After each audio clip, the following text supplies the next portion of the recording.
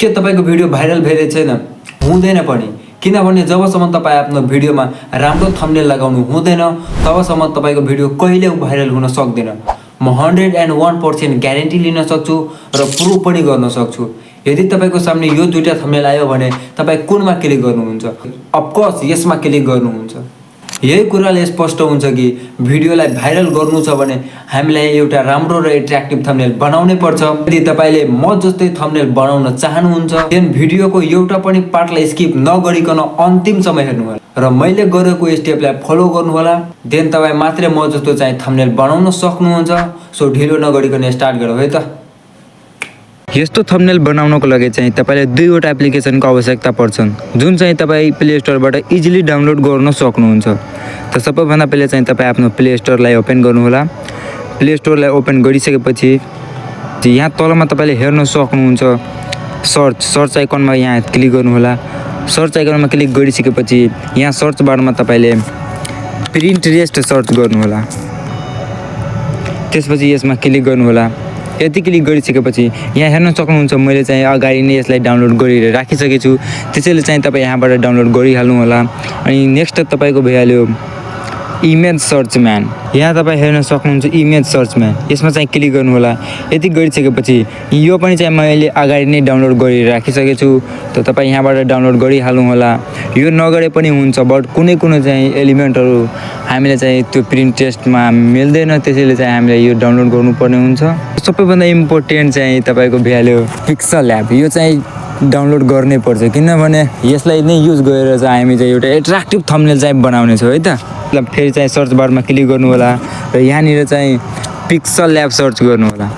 यहाँ हेर्न सक्नुहुन्छ पिक्सल ल्याबको स्पेलिङ, यहाँनिर चाहिँ क्लिक गर्नु होला। यति गरिसकेपछि यहाँ हेर्न सक्नुहुन्छ तपाईँले मैले यसलाई पनि अगाडि नै डाउनलोड गरेर राखिसकेको छु। यहाँबाट चाहिँ तपाईँले आफ्नो फोनमा चाहिँ यसलाई डाउनलोड गरिहाल्नु होला। डाउनलोड गरिसकेपछि अब चाहिँ फेरि ब्याक आउनु होला। अब यहाँ तपाईँले हेर्न सक्नुहुन्छ मैले पिन्टरेस्टलाई पनि यहाँ डाउनलोड गरिसकेको छु, इमेज सर्च म्यानलाई पनि डाउनलोड गरिसकेको छु र सबैभन्दा इम्पोर्टेन्ट चाहिँ तपाईँको भइहाल्यो पिक्सल ल्याब।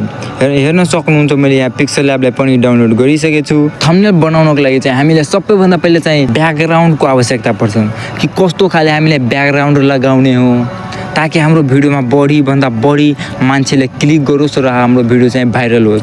त सबैभन्दा पहिले चाहिँ तपाईँ आफ्नो पिन्टरेस्टलाई ओपन गर्नुहोला।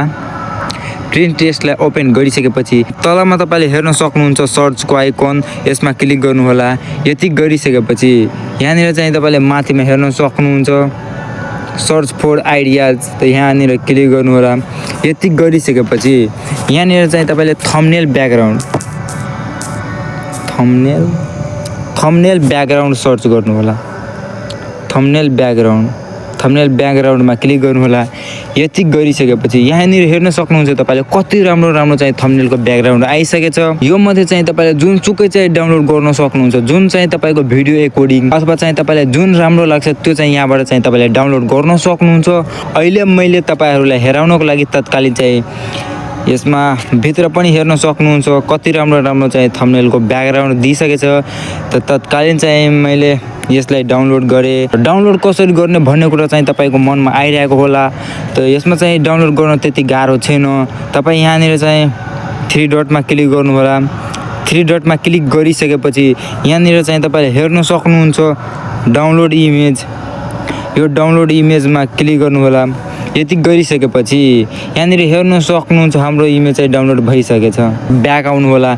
ब्याक आएर तपाईँ आफ्नो पिक्सल ल्याबलाई ओपन गर्नु होला है त। पिक्सल ल्याबलाई ओपन गर्नु होला। पिक्सल ल्याबलाई ओपन गरिसकेपछि तपाईँले चाहिँ यस्तो खाली इन्टरफेस हेर्नलाई मिल्छ। तपाईँले यहाँ हेर्न सक्नुहुन्छ यही एप्लिकेसनलाई युज गरेर अब हामी चाहिँ एकदमै हाई क्वालिटीको चाहिँ थम्बनेल बनाउने छौँ है त। त्यसैले चाहिँ यसको सानो कुरालाई चाहिँ हामीले बुझ्नुपर्छ। सबैभन्दा पहिले चाहिँ तपाईँको भ्यालु इमेजको अथवा थम्बनेलको इमेज साइज कति हो। त इमेज साइजलाई चेन्ज गर्नको लागि यहाँ अहिले छ 1:1 रेसियो, बट हामीलाई थम्बनेल बनाउनको लागि 16:9 रेसियोको आवश्यकता पर्छ।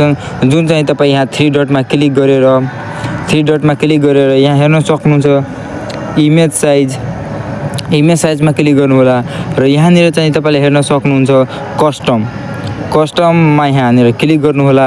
क्लिक गरिसकेपछि यदि तपाईँ स्क्वायर सेपमा प्रोफाइल पिक्चरको लागि बनाउन चाहनुहुन्छ भने तपाईँ यहाँनिर स्क्वायरमा क्लिक गर्नुहोला। यदि थम्बनेल ब्यानरको लागि बनाउन चाहनुहुन्छ भने ब्यानरमा क्लिक गर्नुहोला। बट अहिले चाहिँ हामीले थम्बनेल बनाउने छ, त्यसैले युट्युब थम्बनेलमा क्लिक गरेँ। यति गरिसकेपछि ओकेमा क्लिक गर्नुहोला। यहाँ हेर्न सक्नुहुन्छ तपाईँले, यहाँ चाहिँ यसको चाहिँ थर्ड चाहिँ बनेर रेडी भइसकेछ। अब यति भइसकेपछि अब चाहिँ हामीले यसमा चाहिँ ब्याकग्राउन्ड कसरी एड गर्ने हो भन्ने कुरा यहाँ चाहिँ तपाईँले माथिमा हेर्न सक्नुहुन्छ प्लस आइकन। त्यस प्लस आइकनमा क्लिक गर्नुहोला। प्लस आइकनमा क्लिक गरिसकेपछि यदि तपाईँ यसमा चाहिँ कुनै कुरा कोर्न चाहनुहुन्छ अथवा कुनै कुरा हातले ड्र गर्न चाहनुहुन्छ भने तपाईँ यहाँ ड्रको अप्सनमा क्लिक गरेर यसरी चाहिँ गर्न सक्नुहुन्छ। जस्तै कि अहिले मैले तत्कालीनको लागि यहाँ तपाईँले हेर्न सक्नुहुन्छ, यसरी चाहिँ तपाईँले ड्र गर्न सक्नुहुन्छ। बट हामीले चाहिँ अहिले ब्याकग्राउन्ड लगाउने छौँ, त्यसैले फेरि चाहिँ तपाईँ प्लस आइकनमा क्लिक गर्नुहोला। प्लस आइकनमा क्लिक गरिसकेपछि यहाँबाट चाहिँ तपाईँले सेपहरू लिन सक्नुहुन्छ। यहाँबाट हेर्न सक्नुहुन्छ जुनसुकै सेप चाहिँ तपाईँ यहाँबाट युज गर्न सक्नुहुन्छ। बट अहिले मैले चाहिँ लिएन। फेरि प्लस आइकनमा क्लिक गर्ने र फ्रम ग्यालेरी यहाँबाट चाहिँ तपाईँले आफ्नो ग्यालेरीमा भएको ब्याकग्राउन्ड अथवा कुनै पिक्चरलाई यहाँबाट एड गर्न सक्नुहुन्छ। अघि चाहिँ मैले यो ब्याकग्राउन्डलाई डाउनलोड गरेँ, त्यसैले चाहिँ मैले यो ब्याकग्राउन्डलाई क्लिक गरेँ र हामीले चाहिँ यो चाहिँ अहिले भर्टिकल छ बट हामीले चाहिँ होरिजेन्टल चाहियो, त्यसैले चाहिँ हामीले यहाँ तपाईँले हेर्न सक्नुहुन्छ रोटेटको अप्सन। यो रोटेटको अप्सनमा क्लिक गर्नुहोला। यति गरिसकेपछि अब चाहिँ हाम्रो सिलेक्ट भइहालेछ, टिकमा क्लिक गर्नुहोला है त। यति गरिसकेपछि तपाईँले म्यानुअली पनि गर्न सक्नुहुन्छ यसरी, बट एक्ज्याक्ट हामीले चाहियो भने यहाँनिर चाहिँ तपाईँ क्लिक गर्नुहोला। क्लिक गरिसकेपछि अलिकता यता स्क्रोल गर्नुहोला। स्क्रोल गर्दा गर्दै यहाँ रिलेटिभ साइज तपाईँले हेर्न सक्नुहुन्छ। यहाँ रिलेटिभ साइज, यो रिलेटिभ साइजमा क्लिक गर्नुहोला र यसलाई चाहिँ फुल जुम गरिदिनु होला है त। यति गरिसकेपछि अब चाहिँ यो ब्याकग्राउन्डलाई चाहिँ हामीले लक गरेर राख्नुपर्छ ताकि यो मुभमेन्ट नगरिहालोस् है त। त्यसको लागि चाहिँ यहाँ लेयरको अप्सन आउँछ, यो लेयर अप्सनमा क्लिक गर्नुहोला र यहाँबाट चाहिँ तपाईँले हेर्न सक्नुहुन्छ लकको अप्सन। यो लकको अप्सनमा क्लिक गर्नुहोला। त्यसपछि फेरि चाहिँ यही लेयरको अप्सनमा क्लिक गर्नु होला है त। म आशा गर्छु कि यति चाहिँ तपाईँले बुझिहाल्नु भएको छ।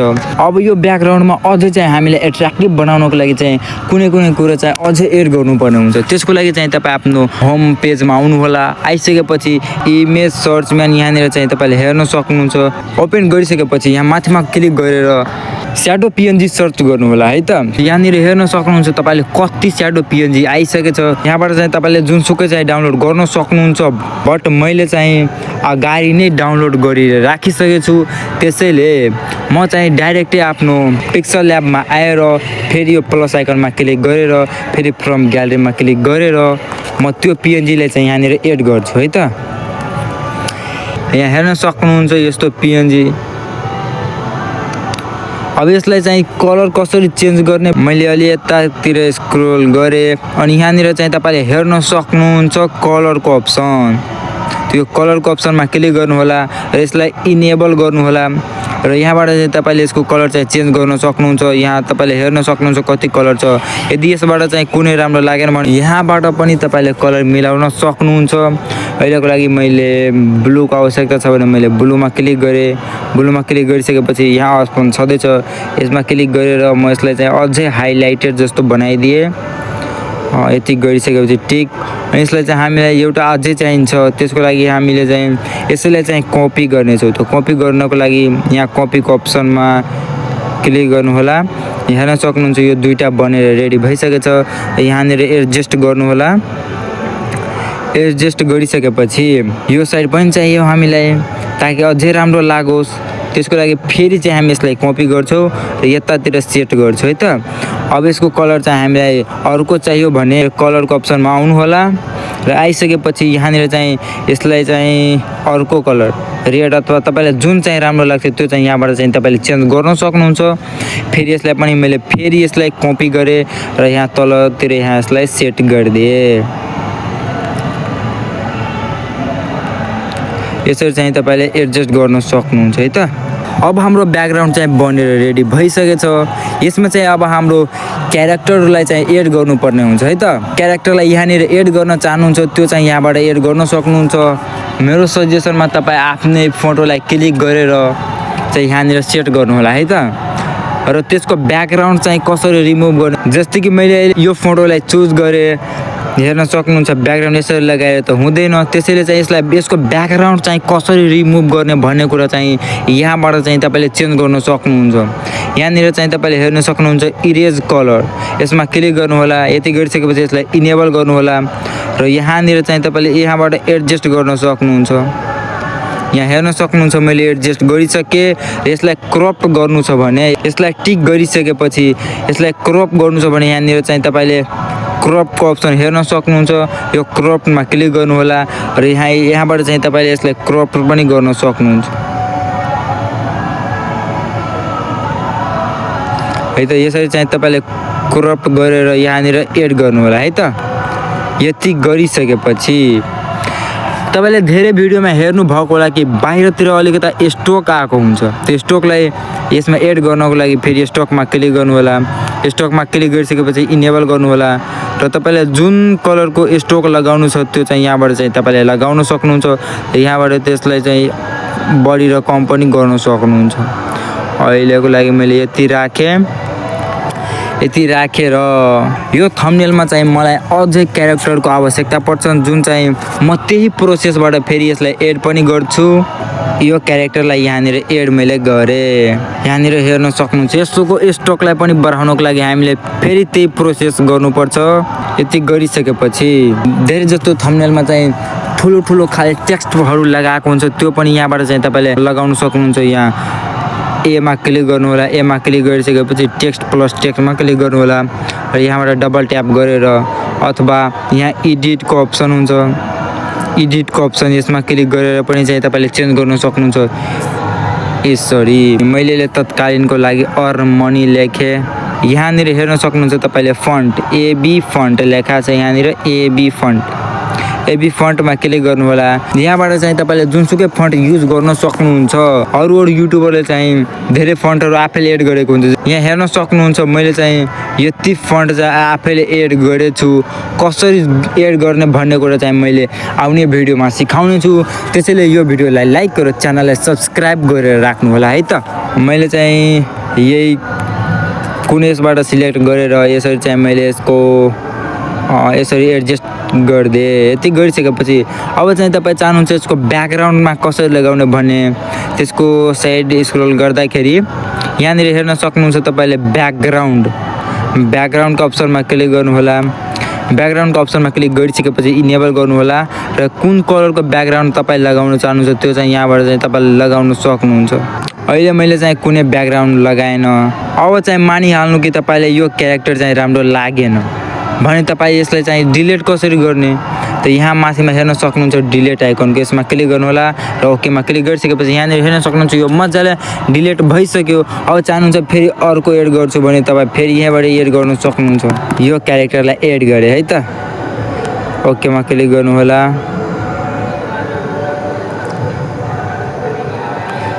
यसरी चाहिँ एडजस्ट गर्नु होला है त। यो चाहिँ अर्निङको कुरा छ भने यसमा चाहिँ पैसा अथवा कुनै डलरहरूको चाहिँ चिन्ह त हामीले यसमा लगाउनै पर्छ। त्यसको लागि चाहिँ फेरि इमेज सर्चम्यान अथवा प्रिन्टरेस्टमा आउनु होला र यहाँनिर चाहिँ इमेज अफ मनी सर्च गर्नु होला। यहाँ तपाईँले हेर्न सक्नुहुन्छ कति राम्रो राम्रो यहाँ चाहिँ इमेज आइसकेछ। अब यसमा चाहिँ डाउनलोड कसरी गर्ने, यहाँ क्लिक गरेर यसमा चाहिँ क्लिक गरेर यहाँ डाउनलोडको अप्सन चाहिँ तपाईँले हेर्न सक्नुहुन्छ। मैले अगाडि नै यसलाई डाउनलोड गरेर राखिसकेको छु।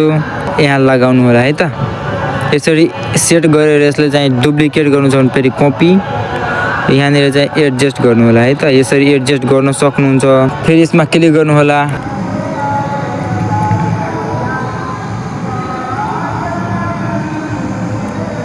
फन्टको कलरलाई चेन्ज गर्न चाहनुहुन्छ भने फन्टको कलर पनि यहाँबाट चाहिँ तपाईँले चेन्ज गर्न सक्नुहुन्छ।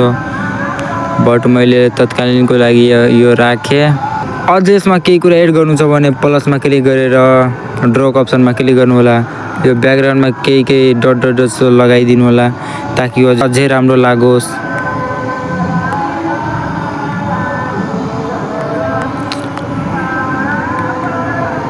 यस्तो यस्तो लगाउन सक्नुहुन्छ। यदि तपाईँलाई राम्रो लागेन भने हटाउन पनि सक्नुहुन्छ। बटैले राम्रै लागिरहेछ। यसरी चाहिँ तपाईँले एउटा राम्रो थम्बनेल चाहिँ बनाउन सक्नुहुन्छ। आजको लागि यति नै। हेर्न सक्नुहुन्छ कति राम्रो चाहिँ थम्बनेल लागिरहेछ। यसरी चाहिँ तपाईँले आफ्नो युट्युब च्यानलको लागि चाहिँ थम्बनेल बनाउन सक्नुहुन्छ।